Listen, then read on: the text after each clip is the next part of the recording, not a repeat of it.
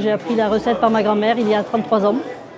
Et quand j'ai fait la première fois la tourtière, c'était un défi que m'avait lancé ma famille à me dire maintenant tu sais faire les tourtières, tu pourrais en faire pour le 15 août.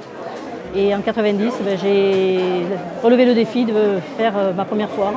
Et depuis tous les ans, rendez-vous ici à la même place. Je suis venue goûter ou regoûter les produits du terroir, c'est-à-dire la tourtière qui est originaire vraiment de Tournon, faite par des personnes vraiment tournonnaises. Il n'y a qu'ici que je trouve d'excellentes tourtières. Voilà.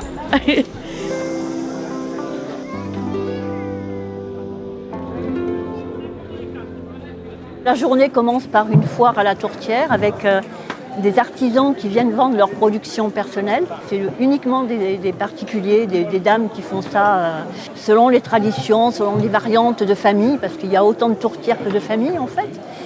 Et la journée continue ensuite avec un marché de produits régionaux, d'artisans, de fleuristes. Et on fait une démonstration de fabrication de tourtières, parce que quand on voit le gâteau, on trouve ça joli, mais on ne sait pas comment c'est fait. Et ensuite, ça se termine avec un jus de pomme pressé, comme vous pouvez le voir avec les pressoirs anciens, où il faut avoir les muscles bien chauffés. Donc là, aujourd'hui, c'est parfait. Donc voilà, c'est une journée où il y a beaucoup d'ambiance, un esprit bon enfant et où les gens s'amusent bien et profitent, je trouve.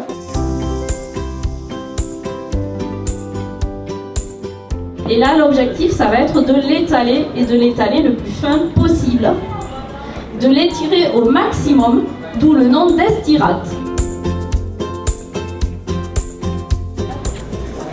À la base, en fait, c'était les tourtes et c'était salé. C'est que plus tard que c'est devenu sucré. Il faut énormément de patience pour en faire.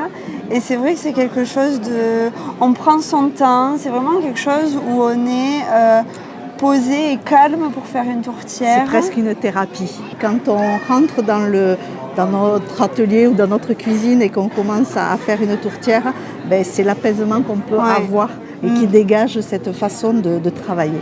Et c'est très intéressant de perpétuer la tradition. C'est ça le plus important. Et puis ce qui est bien, c'est qu'on les fait le plus souvent, on les fait ensemble. Donc finalement, on partage des moments ensemble et c'est toujours sympa de faire des tourtières ensemble.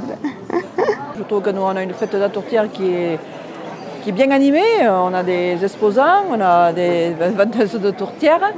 Et puis après, on a quand même une bonne renommée parce qu'il y a du monde quand même qui vient, parce que je trouve qu'on a du monde et tout le monde est tourtière. Il n'y en a jamais assez. Les gens ne sont pas contents, mais je comprends, mais on ne peut pas en faire, on fait ce qu'on peut. Et voilà l'assemblage.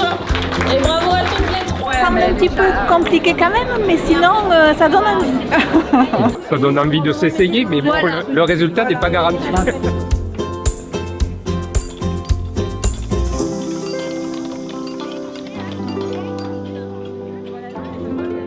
On est en train de vendre les parts de tourtière qu'on a récupérées ce matin au stand pour notre association Les Amis de la Bastide. Et en même temps, on fabrique du jus de pomme naturel, comme on le faisait avant, on va dire.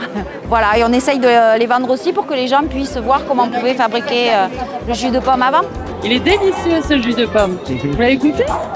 Il faut le goûter. On ne repart pas d'ici sans avoir goûté son jus de pomme.